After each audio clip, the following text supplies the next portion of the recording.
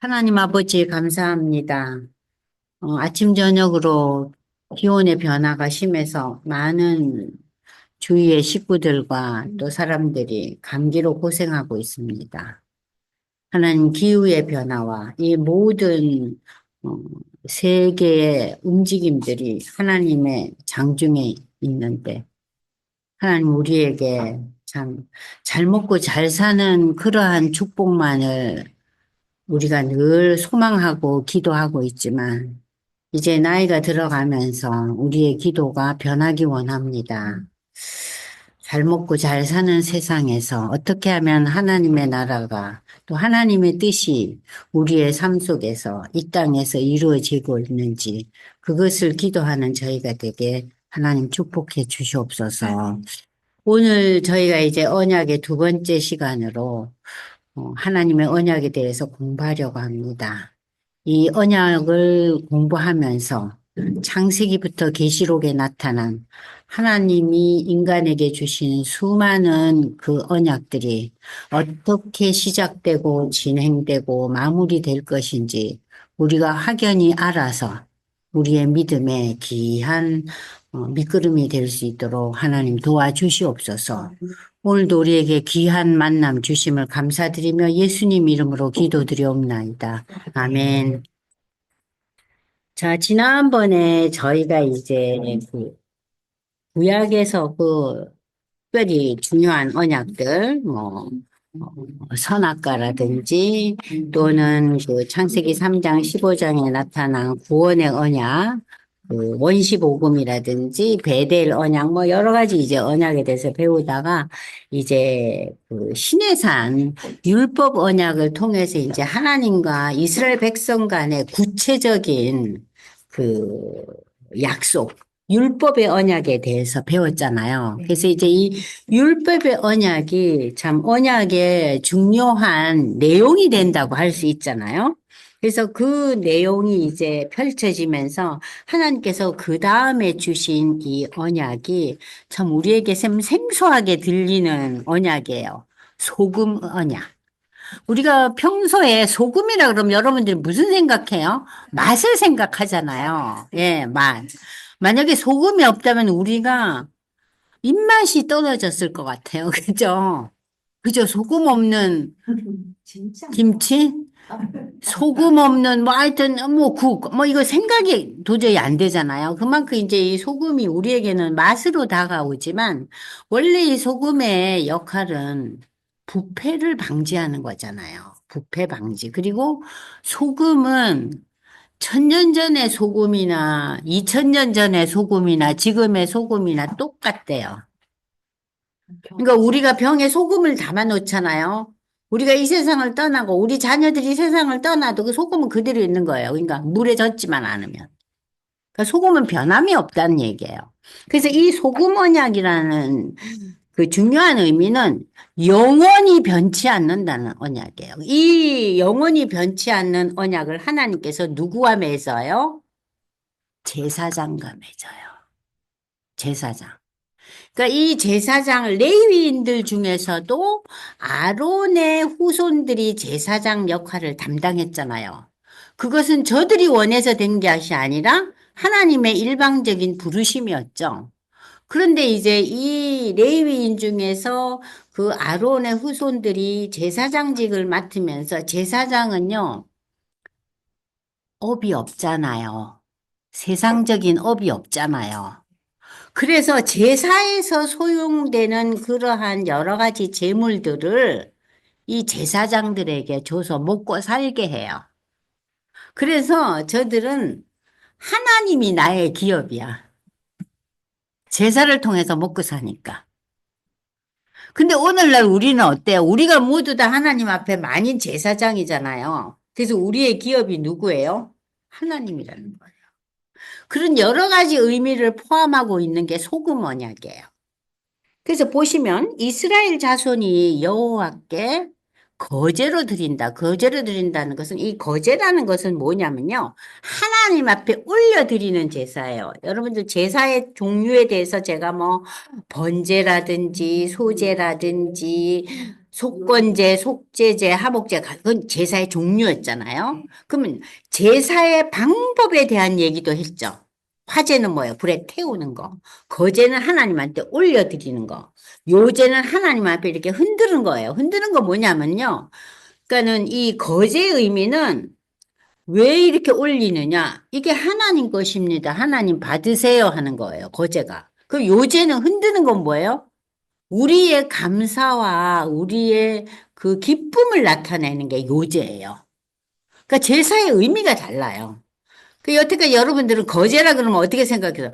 아니, 왜 하나님한테 이렇게 손을 이렇게 올려드리나 의아하게 여기잖아요. 그게 뭐냐면 하나님께 온전히 올려드린다는 의미의 그 제사가 거제예요. 그럼 요제는 뭐라고요?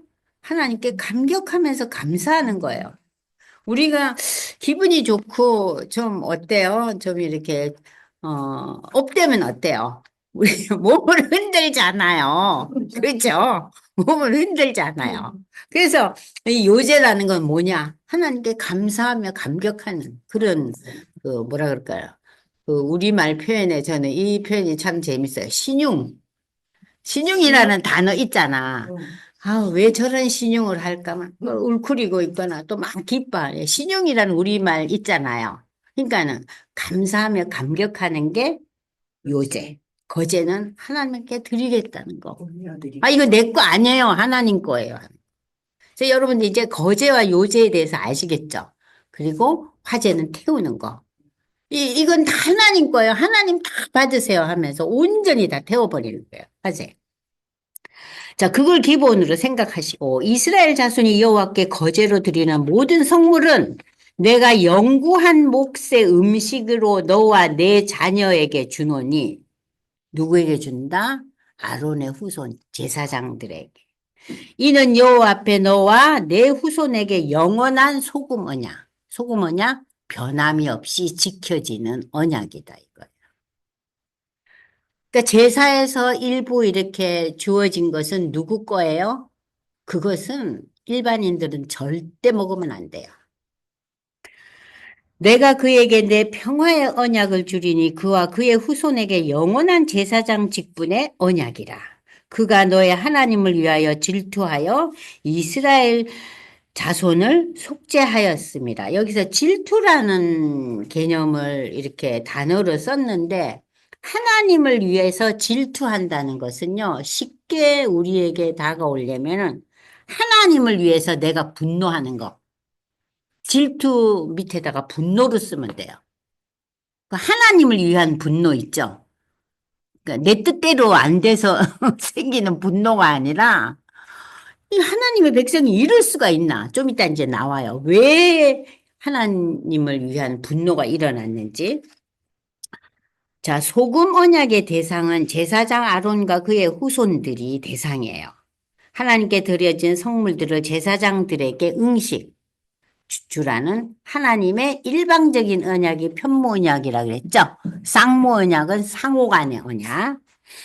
부패와 변질을 방지하는 소금의 속성을 따라 이 언약을 우리는 소금 언약이라고 한다. 소금 언약은 하나님과 제사장들과 맺은 변치 않는 영원한 언약이요. 하나님이 저들의 분기시고 기업임을 나타내고 있다. 제사장들은 자신들이 무슨 일을 이렇게 세상에서 땅에서의 일을 하지 않잖아요. 그러니까 그들을 먹여 살리는 거예요. 그래서 이 제사장들은 하나님은 나의 기업이라는 그런 표현을 하죠. 제사장과 그의 가족들이 먹을 수 있는 데는 지성물과 성물이 있는데 지성물은 하나님께 드려진 제물 중에서 자 보십시오. 제물 중에서 속죄제, 속건제, 소제를 드리고 남은 음식과 안식일에 드리는 여러분 진설병 아시죠? 떡. 진설병으로 오직 제사장만이 먹을 수 있다. 성물은 하나님께 드려진 다양한 봉헌물 중에서 거제물, 요제물. 아까 제가 설명했죠? 거제 하나님께 올려드린다. 요제 너무나 감사하다. 감격스럽다. 하나님 앞에. 또 첫 수확물 등은 제사장의 가족들도 먹을 수가 있었다. 그래서 이렇게 맺어진 언약이기 때문에 이것을 가리켜서 제사장 언약이라고도 해요. 왜냐하면 다른 사람에게는 해당이 안 돼요. 소금 언약은. 그래서 이 언약은 제사장과 맺은 제사장 언약으로 하나님을 위한 거룩한 분노로서 불의를 척결한 아론의 여기 이거 제가 이 프린트를 좀 고쳐주세요, 여러분들. 아론의 손자예요. 아들이 아니고. 아론의 손자로 고치세요. 아론의 손자 누구냐? 아니요. 아론의 손자 엘르아셀이에요. 아론의 손자 엘르아셀의 아들 비느하스예요. 요걸 제가 표기를 잘못했어요. 그러니까 여러분들이 고치세요. 네. 아론의 네. 아론의 손자 엘르아셀의 아들 비느하스가 어떤 일이 있었냐면은 여러분들 민수기 25장 1절에서 지금 13절까지를 참고 기조를 한번 읽으면 이 상황이 왜 평화의 언약이 되었는가, 이 제사장 언약이, 그걸 여러분들이 이제 알 수 있어요. 한번 보겠습니다. 자, 민수기, 네, 찾으세요. 민수기, 민수기 25장. 1절에서 13절을 읽겠습니다. 잘 보세요. 이스라엘이 시팀에 머물러 있더니 이 이스라엘 백성이 모압 여자들과 음행하기를 시작하니라. 모압 여자들이 이뻤나 봐요. 그 여자들이 그런데 자기 신들에게 제사를 할 때 이스라엘 백성을 청해서 백성이 먹을 뿐만 아니라 그 이방 신들에게 절을 했어요. 그러므로 이스라엘이 바알부올에게 가담한지라. 그러니까 이스라엘이 바알부올은 뭐예요? 귀신이잖아요. 그죠? 사단의 영에게 현혹된 거예요. 여호와께서 이스라엘에게 진노하시나. 하나님 굉장히 화가 나셨어요. 여호와께서 모세에게 이르시되 백성의 수령들을 잡아 태양을 향하여 여호와 앞에 목매어 달라. 그리하면 여호와의 진노가 이스라엘에게서 떠나리라. 아우, 너무 무섭죠? 모세가 이스라엘 재판관들에게 이르되 너희는 각각 바알부올에게 가담한 사람들은 죽이라 하니라. 이스라엘 자손의 온 회중이 해막문에서 울 때 이스라엘 자손 한 사람이 모세와 온 회중의 눈앞에 미디안의 한 여인을 데리고 그 형제에게 온지라. 제사장 아론의 손자 엘르아셀의 아들 비느하스가 보고 회중 가운데서 일어나 이 비느하스가 손에 창을 들고 그 이스라엘 남자를 따라 그의 막사에 들어가 이스라엘 남자와 그 여인의 배를 꿰뚫어서 두 사람을 죽이니 전염병이 이스라엘 자손에게서 그쳤더라. 이 시대의 전염병은 뭐예요? 다 죽는 거예요. 수많은 사람이 죽는데 이 하나님의 그 진노의 심판이 멈췄어요. 누구에 의해서? 비느하스가 하나님의 그 분노, 하나님의 그 속 터지심을 해결한 거예요. 그래서 이미 그 연병으로 죽은 자가 2만 4천 명이었는데 이것을 이제 더 이상 더 많은 사람들이 죽지 않도록 비느하스가 이제 솔루션을 내놓은 거죠. 그래서 여호와께서 모세에게 말씀하여 이르시되 제사장 아론의 손자 엘르아셀의 아들 비느하스가 내 질투심으로 내 분노를 너희들에게 드러내서 이스라엘 자손 중에서 내 노를 돌이켜서 내 질투심으로 그들을 소멸하지 않겠다. 방어를 했죠. 그러므로 말하라. 내가 그에게 내 평화의 언약을 주리니 그와 그의 후손에게 영원한 제사장 직분의 언약이라. 그가 그의 하나님을 위하여 질투하여 이스라엘 자손을 속죄하였음이니라.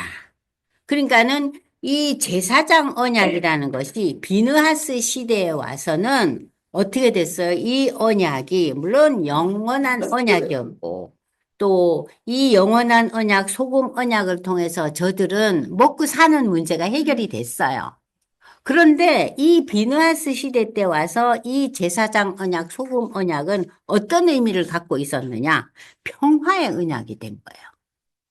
그러니까는 수많은 사람들이 전염병으로 이미 많이 죽었잖아요. 그것을 이제 단절시켜줬죠. 그래서 이 소금 언약은, 제사장 언약은 다른 한편으로는 어떤 언약이에요? 평화의 언약이다. 그러니까 여러분들이 소금 언약 그러면 들은 적은 있었을 거예요. 그렇지만 구체적으로는 잘 기억이 안 나시죠, 장권사님. 그죠? 자, 요번에 이제 소금 언약 누구하고 맺은 거예요? 제사장. 근데 이제 제사장 아론의 후예 중에서 비느하스 시대 때 와서 이 소금 언약의 의미가 더 굳건해지고 새로운 의미가 부여됐다는 거예요.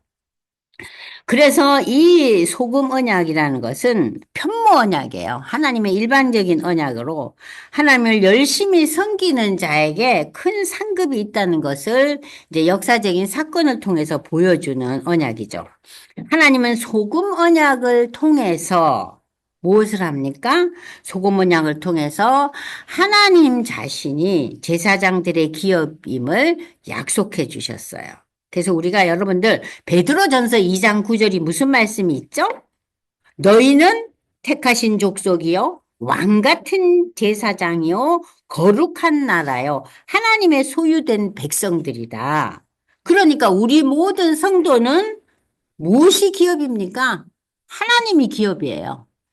우리가 제사장이잖아요, 이제는. 그죠? 하나님이 우리의 기업이라는 것을 이제 우리에게 보여주고 있죠.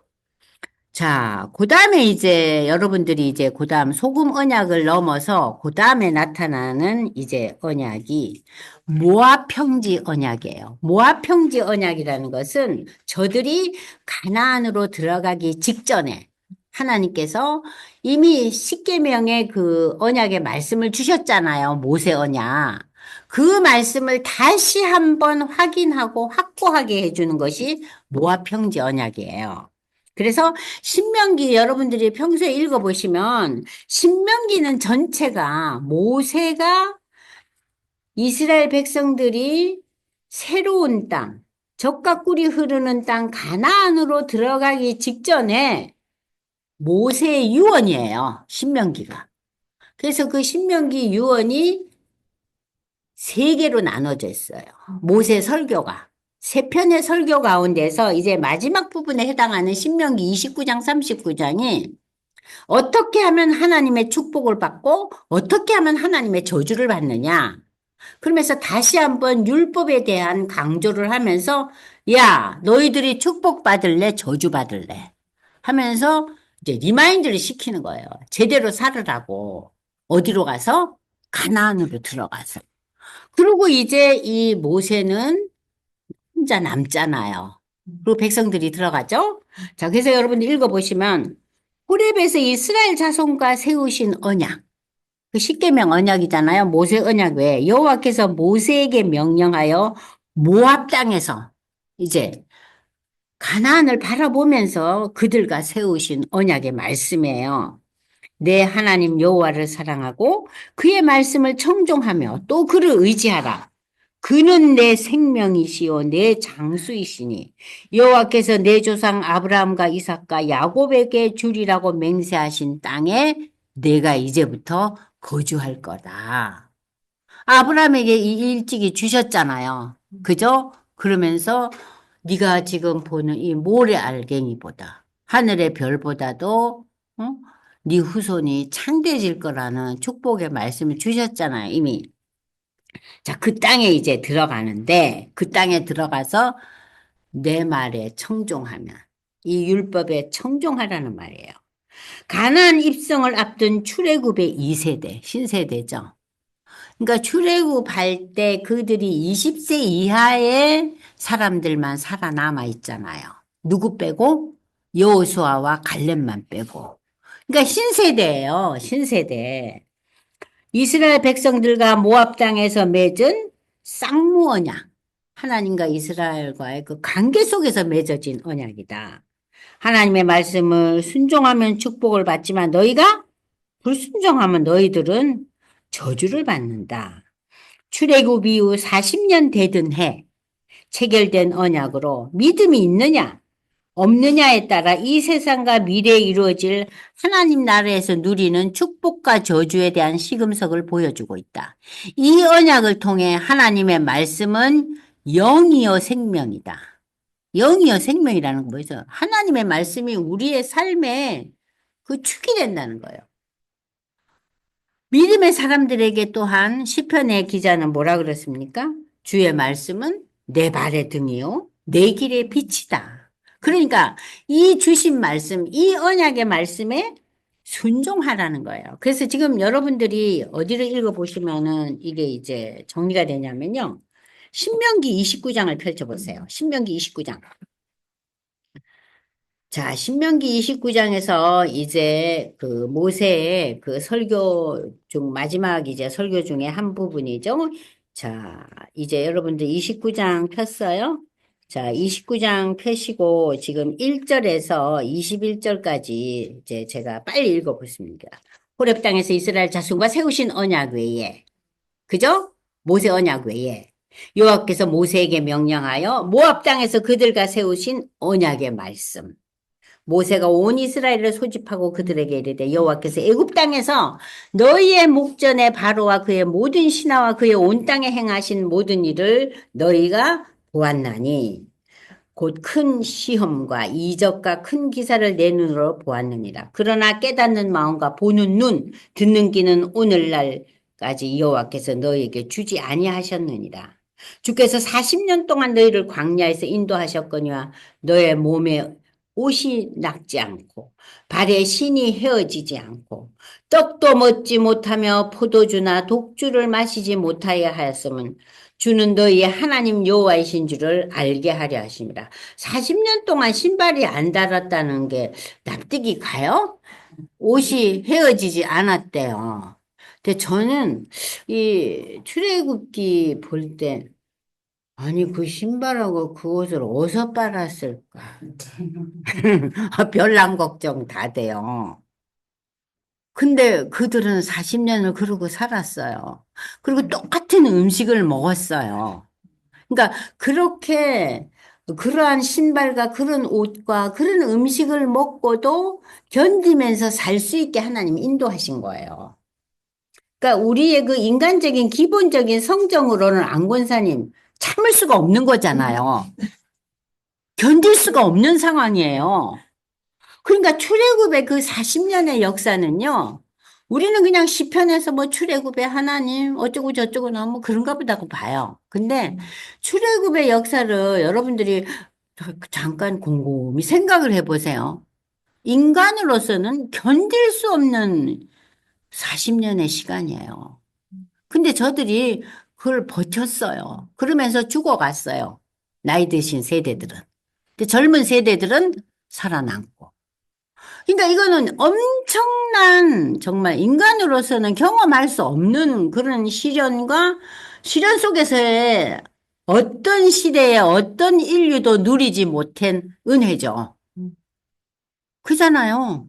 이런 일이 역사에 어디 있었어요? 이 40년의 역사. 그러면서 이제 뭐라 그러냐면은 너희가 이곳에 올 때 헤스본 왕 시온과 바산한 옥이 우리가 싸우러 나왔지만 우리가 그들을 치고 아니 그들이 무슨 병력이 있어요. 병기가 있어요. 근데 그들을 다 물리치고 그 땅을 차지하여 루벤과 각각 므낫세 반지박에 기업을 주었나니 그런즉 너희는 이 언약의 말씀을 지켜 행하라. 그리하면 너희가 모든 일이 행통하리라. 오늘 너희 곧 너희의 수령과 너희의 지파 너희 장로들과 너희의 지도자와 이스라엘 모든 남자와 너희의 유아들과 너희의 아내와 및 내 중에 있는 객들 너를 위하여 나무를 패는 자로부터 물깃는 자까지 다 너희 여호와 하나님 앞에 서 있는 것은 내 하나님 여호와의 언약에 참여하며 또 내 하나님 여호와께서 오늘 내게 하시는 맹세에 참여하여 참여한다는 것은 지킨다는 거예요. 그냥 거기에 발만 들여놓는 게 아니죠. 여호와께서 내게 말씀하신 대로 또 내 조상 아브라함과 이삭과 야곱에게 맹세하신 대로 오늘 너를 세워 자기 백성을 삼으시고 그는 친히 내 하나님이 되시려 함이니라. 그런데 내가 이 언약과 맹세를 너희에게만 세우는 것이 아니라 오늘 우리 하나님 여호와 앞에서 우리와 함께 여기 서 있는 자와 우리와 함께 여기 있지 아니한 자에까지 이르리니. 그러니까 하나님의 이 언약이 누구에게까지 미친다 그랬어요? 이스라엘 백성에게만 미치는 게 아니라고 이미 구약에서 말씀을 주셨어요. 근데 유대인들은 이걸 깨닫지를 못하고 자기네들만 선택된 백성이라고 생각하고 있었잖아요. 지금도 그렇지만. 근데 분명히 말씀에서는 어때요? 모두에게.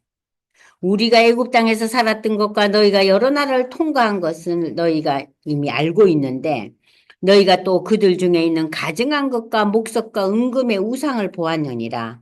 너희 중에 남자나 여자나 가족이나 집하나 오늘 그 마음이 우리 하나님 여호와를 떠나서 그 모든 민족에 다른 신들에게 가서 섬길까 염려하며 독초와 쑥의 뿌리가 너희 중에 생겨서 이 저주의 말을 듣고도 심중에 스스로 복을 빌어 이르기를 내가 내 마음이 완약하여 젖은 것과 마른 것이 멸망할지라도 내게는 평안이 있으라. 누구의 힘으로? 내가 노력하고 내가 애쓰면 내가 누릴 수 있다는 이 불신. 그것이 인간의 본능 아닙니까? 그죠? 그것이 누구에게 있어요? 이스라엘의 그 택한 백성들에게 있다는 거예요. 여호와는 이런 자를 용서하지 않을 뿐만 아니라 그 위에 여호와의 분노와 질투의 불. 하나님이 분노하셔서 질투의 불을 부으신다는 건 뭐예요? 심판하신다는 거죠. 또 이 책에 기록된 모든 저주를 그에게 더하실 것이라. 여호와께서 그의 이름을 천하에서 지어버리되 여호와께서 곧 이스라엘 모든 지파 중에서 그를 구별하시고 이 율법책에 기록된 모든 언약의 저주대로 그에게 뭐를 준다고요? 화를, 저주를 주시겠다는 거예요. 그러니까 지금 29장에서는 뭐예요? 저주에 대한 내용이 나오고 있어요. 그러면 그 다음에 여러분들 30장을 펴보세요. 30장 1절을 보면요. 내가 내게 진술한 모든 복과 저주가 내게 임함으로 내가 하나님 여호와로부터 쫓겨간 모든 나라 가운데서 이 일이 마음에서 기억나간다. 네가 하나님 말씀을 온전히 마음을 다하고 뜻을 다하고 청종하면은 내 하나님 여호와께서 너를 긍휼히 여기사 포로에서 돌아오게 하시되 내 하나님 여호와께서 흩으신 그 모든 백성 중에서 너를 모으시리니. 이것은 앞으로 이스라엘의 역사를 총망라하는 예언의 말씀과도 같잖아요. 저들이 바벨론 포로로 들어가잖아요. 그리고 다시 또 귀환하죠. 회복되죠. 그러나 유대민족이 어떤 삶을 살아요. 그들이 포로에서 회복되었어도 그들이 얼마나 어려움의 세월을 보내요. 국권이 상실되고. 그 제가 누누이 얘기하지만 이스라엘이라는 나라가 제대로 쓰고 역사를 더 크게 움직인 것은 1948년 이후예요. 그리고 오늘날까지 중동과의 관계에서 전쟁이 일어나고 있지만은 지금 그 중동의 그 엄청난 그 물질, 석유, 그것이 이스라엘을 못 이기고 있잖아요. 그래서 우리는 거기서 볼 수 있는 게, 와, 하나님이 다스리는 민족은 세상에 물질이 이길 수가 없구나. 못 이기잖아요. 석유가 그렇게 힘을 발해도. 자, 그러면서 여기에서부터 그 말씀이 다 나오고 있어요. 이 신명기에도. 그러면서 내 하나님 여호와께서 너를 내 조상들이 차지한 땅으로 돌아오게 하사 내게 다시 그것을 차지하게 할 것이며 그래서 너는 마음의 할례를 베푸사 여기에 마음의 할례라는 얘기까지 나와요. 이 마음의 할례를 신약에 와서 누가 얘기해요? 바울이 얘기하잖아요. 그죠? 너희는 마음의 할례를 하라. 마음에. 예. 마음의 할례를 하라는 얘기를 여기서부터 하고 있어요. 내 하나님 여호와를 사랑해서 너로 생명을 얻게 하시겠다. 내 하나님 여호와께서 너를 적군과 너를 핍박하는 자에게 저주를 줄 것이고 너는 그러나 하나님 말씀을 청종하고 그 명령을 행하면은 하나님께서 내 조상들을 기뻐하신 것 같이 너를 다시 기뻐하서 너에게 복을 주시리라. 그러니까 30장 맨 마지막 20절까지 계속 복에 대한 얘기가 나와요. 복을 줄 거다. 내가 오늘 내게 명령하여 내 하나님 여호와를 사랑하고 그 모든 길로 행하며 그 모든 명령과 규례와 법도를 네가 지키라. 그리하면 내가 생존하며 번성하고 하나님 여호와께서 내게 가서 차지할 땅에서 내게 복을 주시지만 다른 신들에게 절을 하고 섬기면은 너희는 18절에 뭐라 그랬어요? 반드시 망한다. 응? 너희가 요단을 건너가서 차지할 땅에서 너희의 날이 길지 못하리라. 그러니까 너희는 너와 내 자손이 살기 위하여 생명을 택하고 내 하나님 여호와를 사랑하고 그의 말씀을 청종하며 그를 의지하라.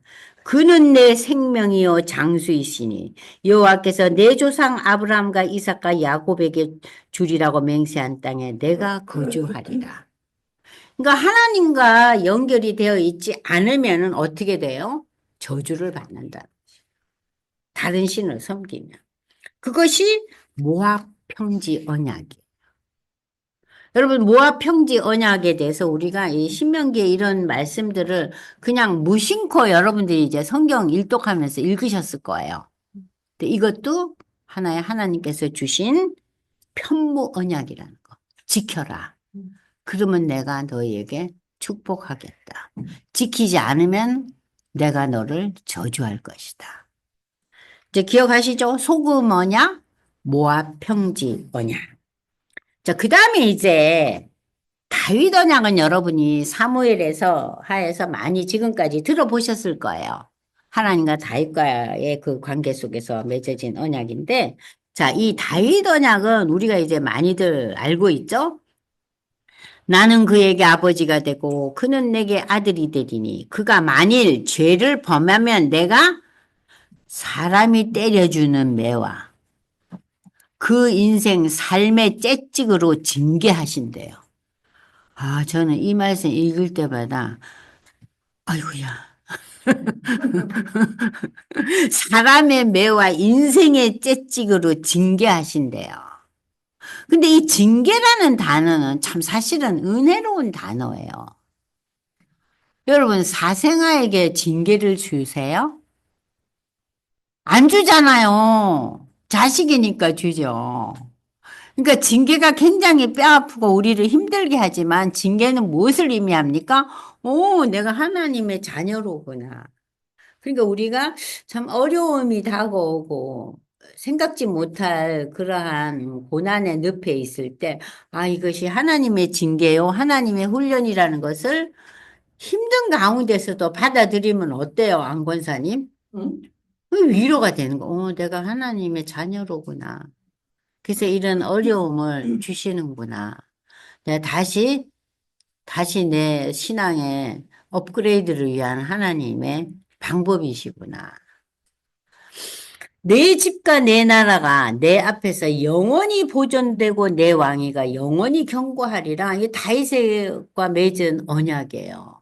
그러니까 내 나라, 내 왕위는 누구를 상징하는 거예요? 예수님을 상징하는 거예요.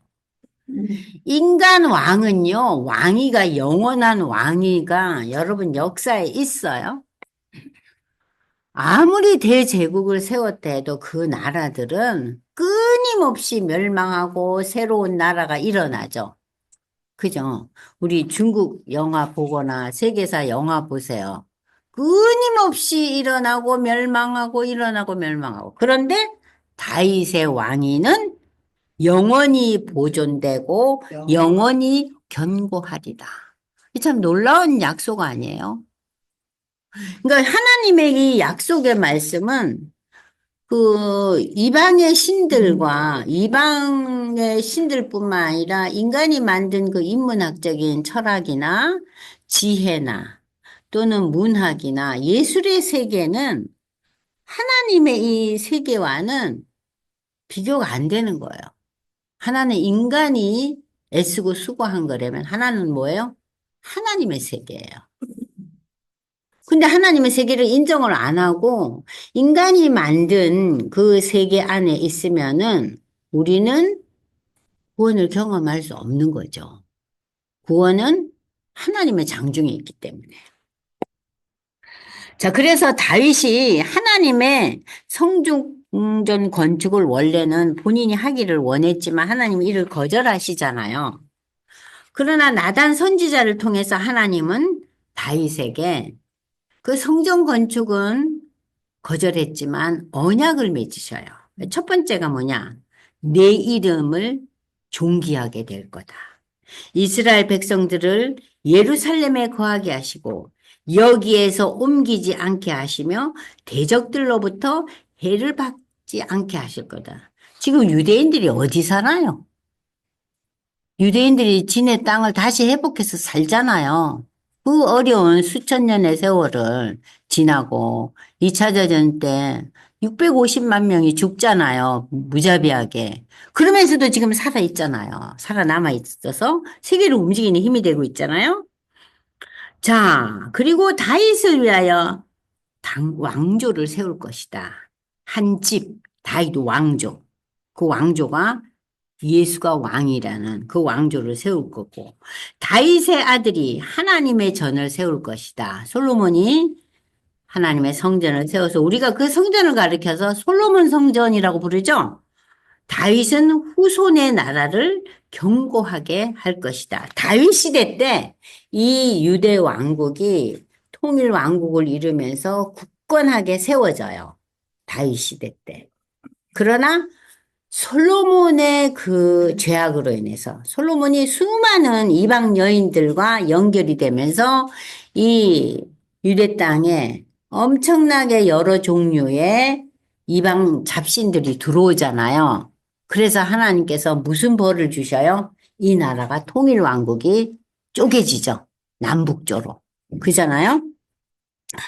자, 하나님은 다윗의 후손의 아비가 되고 다윗의 후손은 하나님의 아들이 될 것이다. 그렇게 왕국이 쪼개지지만 북이스라엘 왕국은 멸망하지만 남유다 왕국은 포로가 되고 성전이 다 그냥 훼손당하고 또 로마 시대는 AD 70년에 이 헤롯이 만들어준 이 성전이 다 회파되고 이러한 과정을 겪으면서도 다윗의 후손 예수 그리스도를 통해서 이제 굳건해질 거라는 거.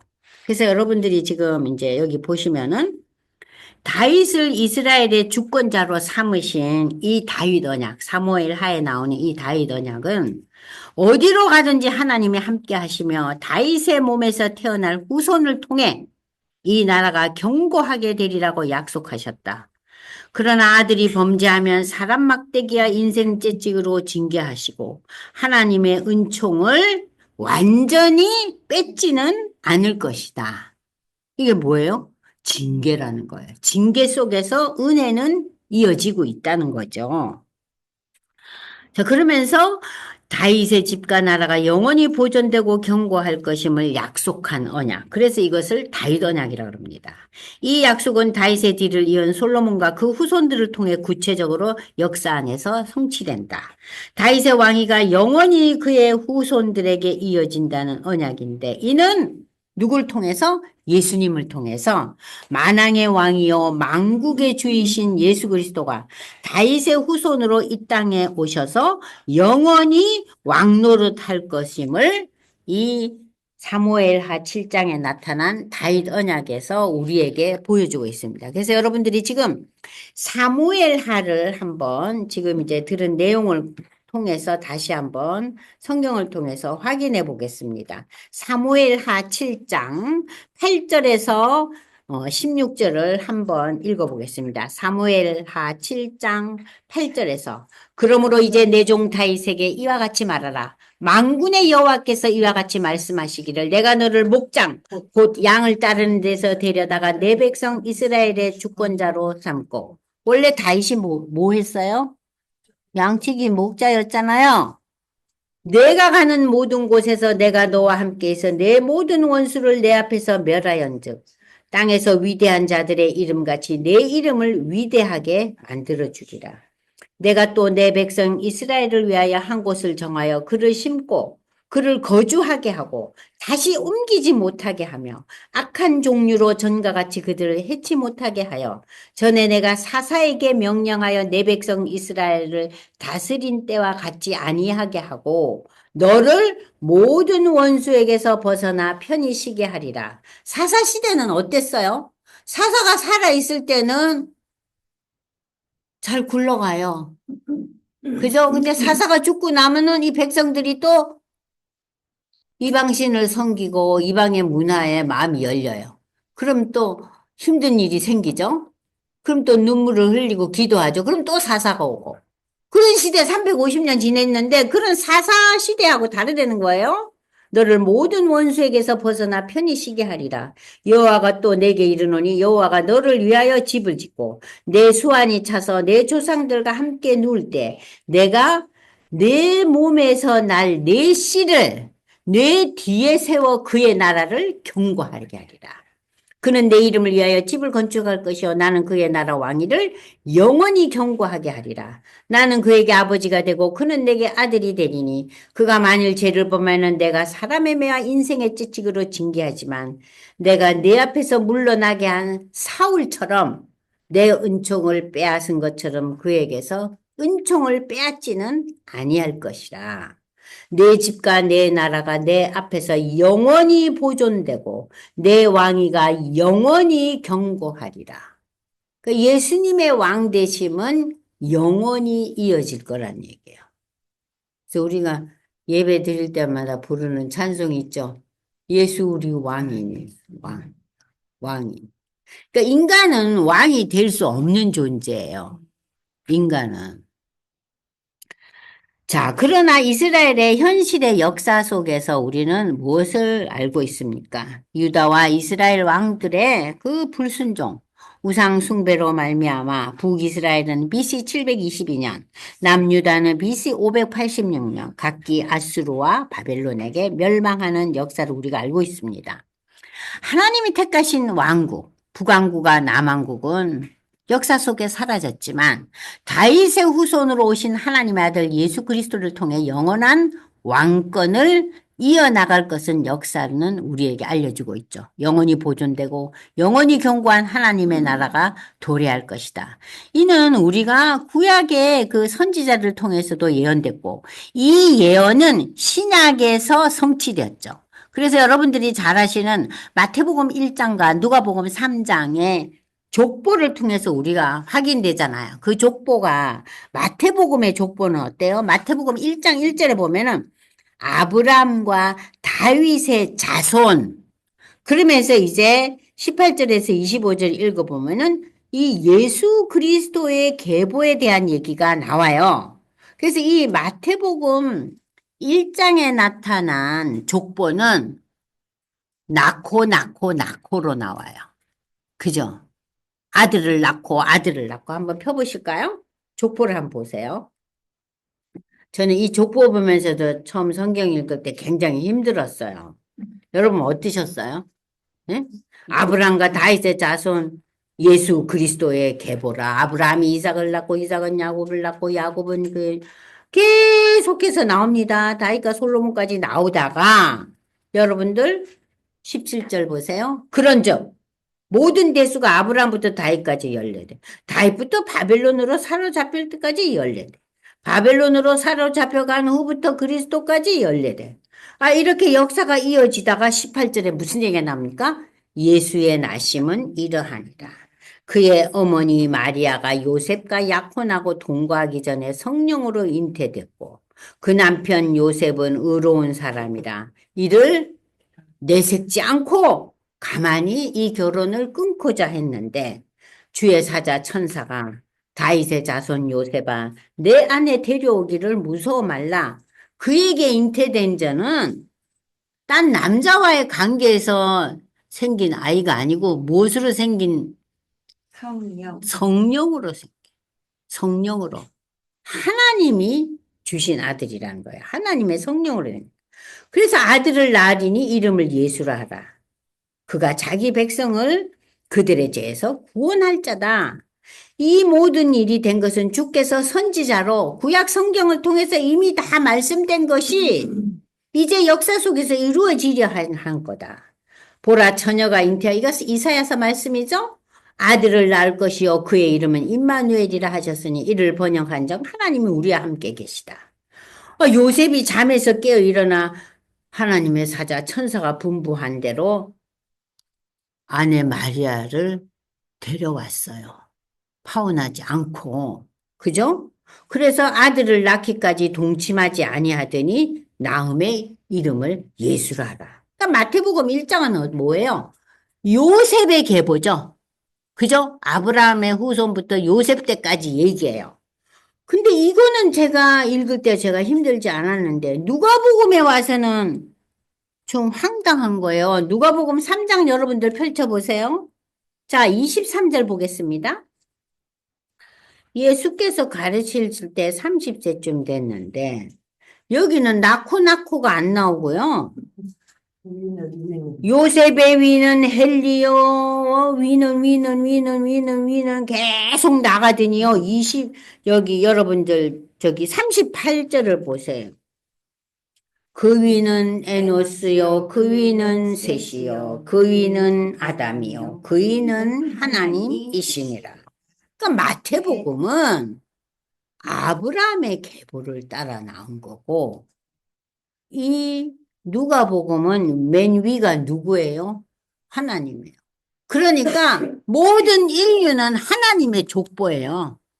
그죠? 그러니까 인류 모두가 구원의 대상이라는 거예요. 누가복음은.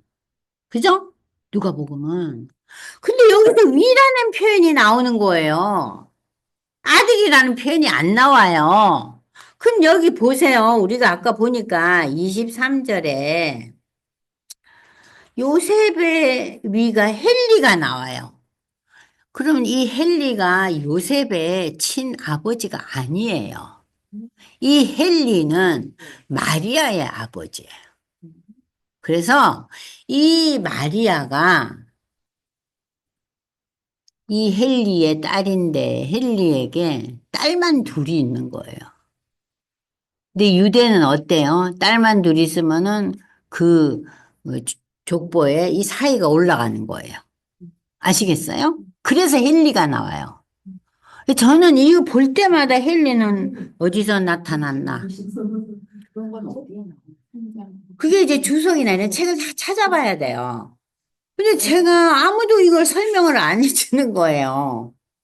그래서, 그렇죠. 그러니까 사위예요. 근데 이제 이 성서학자들은 그렇게 지금 보고 있는데, 많은 성서학자들은 그렇게 보고 있는데, 그것을 또 부인하는 학자들도 있긴 있어요. 한편으로. 그러니까 이게 100% 정설은 아니지만, 수많은 복음주의적인 학자들은 헨리를 마리아의 아버지, 그러니까는 사위를 보고 있어요. 그러니까 마리아의 가문에서 아들이 없어서 이렇게 되지 않았나. 학자들은 그렇게 보고 있어요. 그러니까 장군사님 좀 풀리죠, 이제. 납득이 가죠. 여러분들 여태까지 어떻게 하셨어요?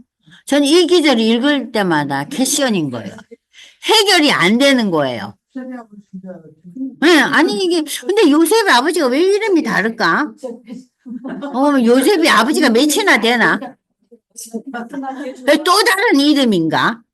전 여러 가지를 생각했는데, 많은 학자들은 지금 그렇게 보고 있어요. 많은 학자는. 그러니까 조금 이해가 되시죠? 네. 그렇게 해서 이제 이 족보를 통해서, 지금 왜 족보 얘기를 하냐? 이 족보를 통해서 우리가 알 수 있는 건 뭐예요? 예수님은 구약의 역사를 통해서 구원자로 오실 분이라는 것을 우리에게 알려주셨어요. 수많은 언약을 통해서. 그 언약 중에 하나가 창세기에 나오는 원시복음이 있었죠? 지금 우리가 보는 다윗 언약. 연결되셨죠? 네. 그러면은 이 이제 마지막으로 구약에도 이 새 언약에 대한, 새 언약은 복음이거든요? 새 언약에 대한 얘기가 나와요. 예레미야서에. 그러면 여호와의 말씀이다. 보라 날이 이르리니 내가 이스라엘 집과 유다 집에 새 언약을 맺으니라. 그러나 그날 후에 내가 이스라엘 집과 맺은 언약은 내가 나의 법을 그들 속에 두고 그들의 마음에 기록하여 나는 그들의 하나님이 되고 그들은 내 백성이 될 거다. 예레미야 선지자가 활동하는 당시에 북이스라엘 왕국은 이미 멸망했죠? 또 남유다는 어떻게 돼요? 우상숭배. 응? 아주 그냥 남유다 왕국의 왕들까지도 우상숭배에 빠지잖아요. 므낫세 왕, 대표적인 선수죠. 대표 선수. 그래서 바벨론의 멸망하기 바로 직전이었어요. 이 암울한 시대에 하나님께서 예레미야 선지자를 통해서 새로운 언약을 주세요. 야, 이제 새 언약의 시대가 올 거다. 그 새 언약. 응? 그 새 언약은 뭐냐? 나는 너희의 하나님이 되고 너희들은 내 백성이 될 것이다. 근데 이 새 언약이라는 것은 자, 어떤 의미를 갖고 있느냐? 유다 왕국은 멸망하고 백성들이 바벨론의 포로로 잡혀가지만 예루살렘에 다시 돌아온다는 유다의 회복을 의미합니다. 아시겠죠? 유다의 회복. 두 번째, 하나님께서 새 언약을 주신다고 약속을 하셨는데 이 새 언약은 믿음으로 구원에 이르는 하나님의 은혜의 언약. 은혜의 언약으로 예수 그리스도를 통해 완성될 십자가 보혈의 피의 언약을 예표한다. 피의 언약. 그러니까 제사를 통한 언약이 아니죠. 그죠? 피의 언약, 십자가의 언약을 예표한다. 그래서 세 번째, 이 언약에 대한 보증으로 하나님은 예루살렘 성이 재건될 것을 선지자를 통해 말씀하시고 이 성은 여호와의 거룩한 성으로 영원히 뽑히지 않는 예루살렘의 영원한 회복을 의미한다. 이것은 신약시대 예수 그리스도를 통해 영적 이스라엘이 된 교회. 교회는 성도들의 믿음의 공동체잖아요. 교회와 하나님과 맺어질 새 언약과 이를 기초로 완성된 하나님의 나라를 예표한다. 그러니까 이 새 언약은 뭐예요? 예수의 오심, 그리고 교회, 성도, 하나님의 나라. 이 모든 것을 함축적으로 나타내고 있다는 거예요. 그래서 여러분들이 이제 요거 숙제입니다. 예레미야 31장을 전체를 읽어보세요. 이게 꽤 길기 때문에 여기서는 읽지 않겠어요. 예레미야 31장 전체 읽기. 이 전체 읽기에서 지금 제가 설명한 내용들이 다 나오고 있어요. 자, 그래서 이 하나님의 언약의 백성이 될 것을 약속하고 있는 거예요. 유다의 그 죄와 불순종에도 하나님께서 저들을 회복시키고 하나님의 언약 백성을 될 거라는 거. 예레미야 선지자를 통해 하나님은 용서와 회복의 새 언약을 허락하셨는데 예레미야가 언급했던 이 예레미야서 31장의 새 언약은 하나님의 말씀이 저들의 마음에 기록되며 하나님을 알고 하나님과의 개인적인 교제, 이 하나님을 알고 개인적인 교제, 죄에 대한 용서함이 한마디로 표현하면은 믿음이잖아요. 그죠? 용서함을 받고 더 이상 죄를 기억하지 않으시라는 제사함 받음에 기초한 언약이다. 그래서 이 31장 34절이 참 중요한 본문입니다. 그래서 이 부분만 저희가 지금 한번 읽어보겠습니다. 예레미야 31장 찾아보세요. 예레미야 31장. 31장 31절에서 34절까지를 한번 읽어보겠습니다. 여호와의 말씀이니라. 보라, 날이 이르리니 내가 이스라엘 집과 유다 집에 새 언약을 맺으리라. 이 언약은 내가 그들의 조상들의 손을 잡고 애굽 땅에서 인도하여 내던 날에 맺은 것과 같지 않는 것은 내가 그들의 남편이 되었어도 그들이 내 언약을 깨뜨렸습니다. 그러나 그날 후에 내가 이스라엘 집과 맺을 언약은 이러하니 곧 내가 나의 법을 그들의 마음속에 두며 그들의 마음에 기록해서 나는 그들의 하나님이 되고 그들은 내 백성이 될 것이라. 그들이 다시는 각기 이웃과 형제를 가리켜 이르기를 너는 여호와를 알라 하지 아니하리니 이는 작은 자로부터 큰 자까지 다 나를 알기 때문이라. 내가 그들의 악행을 사하고 다시는 그 죄를 기억하지 아니하리라. 여호와의 말씀이니라. 이 34절의 말씀은 하나님의 구원이 유대인들뿐만, 이스라엘 백성들뿐만 아니라 열방을 향해서도 포함되고 있음을 34절이 그 의미를 내표하고 있어요. 너희는 다시 이웃과 형제를 가리켜 하나님을 알아야지. 그렇게 너희들이 얘기 안 해도 돼. 작은 자로부터 큰 자까지 다 나를 알게 될 것이다. 왜냐하면 복음은 종이나 자유자, 남자나 여자나, 유대인이나 이방인이나 예수 믿는 믿음으로 우리가 하나님의 자녀 된다는 거예요. 그래서 이 예레미야 31장은 새 언약에 대한 열방을 향한 구원의 선포예요. 아시겠죠? 이 예레미야 31장을 그래서 여러분들한테 숙제로 내줄 거예요. 여러분들이 읽으시고요. 지금 잠깐 쉬고 이제 신약에 넘어와서 구원 언약. 그리고 이제 신약에 넘어와서 이제 하나님이 주신 그 여러 가지 그 새 언약, 성령의 언약, 그리고 새 하늘과 새 땅에 대한 언약. 그게 이제 신약에 나타나요. 좀 이해가 되셨어요? 여러분들 한 5분 쉬시면서 차도 마시고 좀 쉬세요.